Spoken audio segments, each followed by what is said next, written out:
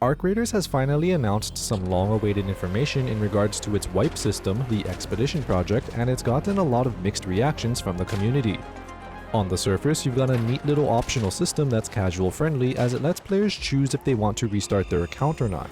Beneath that, however, you've got a FOMO mechanic that punishes people who played the game too much as they wrestle with the thoughts of figuring out if their account is too valuable to reset for these admittedly substantial expedition rewards.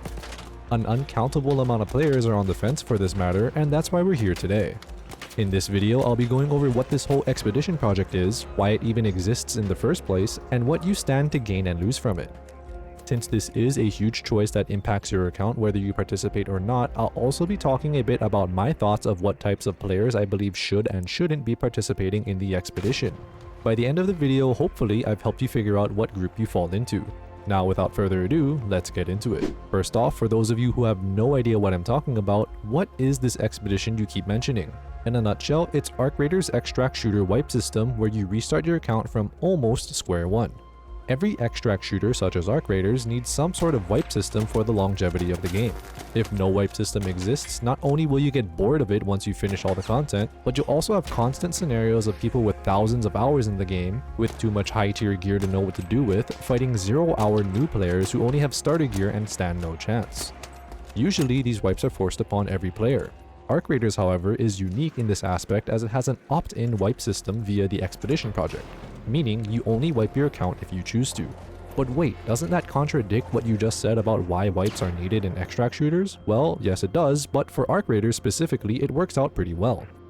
First and foremost, Arc Raiders is striving to be the casual-friendly extract shooter that appeals to everyone, and this by far is the most casual-friendly thing they can do. By keeping the wipe system optional, players who can only play for a few hours a day and normally wouldn't make it to even the halfway point of the game's content before the seasonal wipe happens can now actually experience said content when they eventually get there, since they're not reset every few months. The second biggest reason why this works well for Arc Raiders is because the gear difference between early game and late game is very minimal, aka the main issue that wipes aim to solve. The toughest thing you can put on is a heavy shield, and that only lets you survive a handful more bullets compared to the more common medium shield, never mind the inherent drawbacks of using a heavy shield in the first place. On top of this, we factor in how damage works in this game. Considering that shields don't block 100% of incoming damage, suddenly gear difference isn't a huge issue. I'm sure many of you have experienced this in one way or another, as most of us know that the endgame PvP loadouts consist of just 2 level 4 gray weapons and is capable of putting people in the dirt in a few seconds regardless of if they have a light or heavy shield type. Once you realize that you can also start buying these endgame heavy shields around level 12 from traders, you realize that the gear gap in Arc Raiders is laughable at best. Alright, enough of why we have it, let's move on to what the expedition actually is. At level 20, you unlock projects. The only one as of now is the Expedition Project. Expeditions are separated into 8-week seasons during which you have to build and fill your expedition pod with various resources.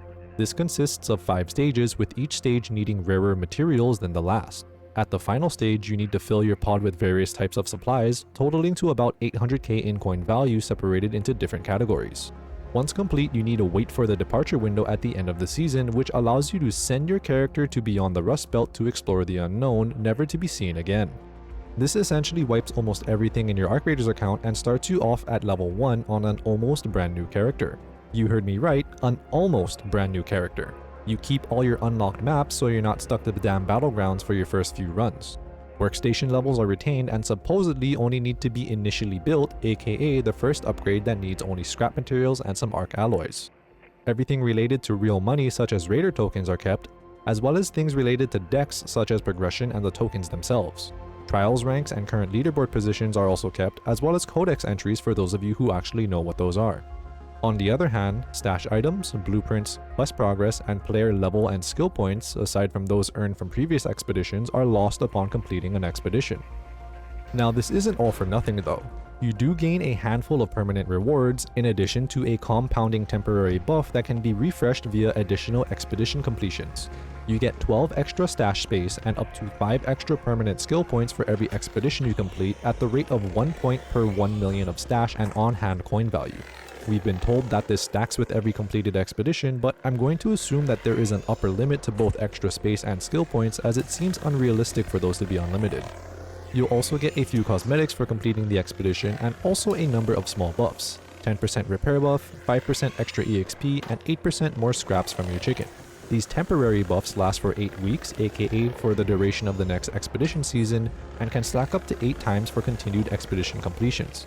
However, these buffs will be lost should you miss just one expedition, so if you want to make the most of it, you've got to be diligent. So now you know everything about the expeditions, but why would you even want to do this? Well, it boils down to 3 different reasons. Number 1, you're just bored. Arc Raiders admittedly doesn't have a whole lot of content, and the only endgame content is PvPing for fun, which is for some reason frowned upon by a large chunk of the community.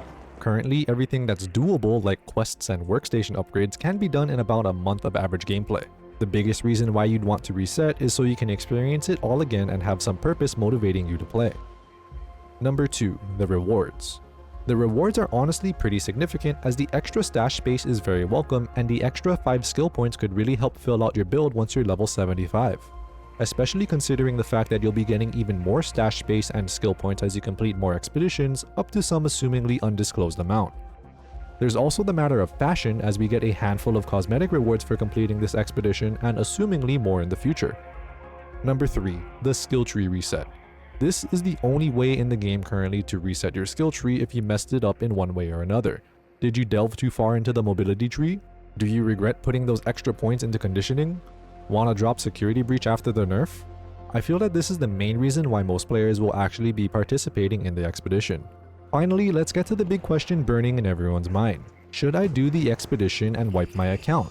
In my opinion, it heavily depends on the current state of your game account. The only thing that really matters between wipes are your blueprints, as they're pretty hard to come by. Workstation levels are kept, so you don't need to worry about that. Levels are easy to come by once you know how to farm EXP. And don't even get me started about how pointless the entire questline is in both terms of storytelling and quest rewards. Were you unlucky throughout your entire playtime and barely found any good blueprints? Sounds like you don't have much to lose and a good amount of expedition rewards to gain. On the other hand, what if you have a large blueprint collection filled with rare stuff like Bobcats, Volcanos, and Mark III augments? In that case, you might be better off just sitting on your treasure trove and waiting for new shiny blueprints to collect. It also really depends on the type of player you are. Are you able to sink 40 hours a week into Arc Raiders and basically get back to your pre-wipe point in a week or two? Then by all means do it, as you're probably getting bored of the game already.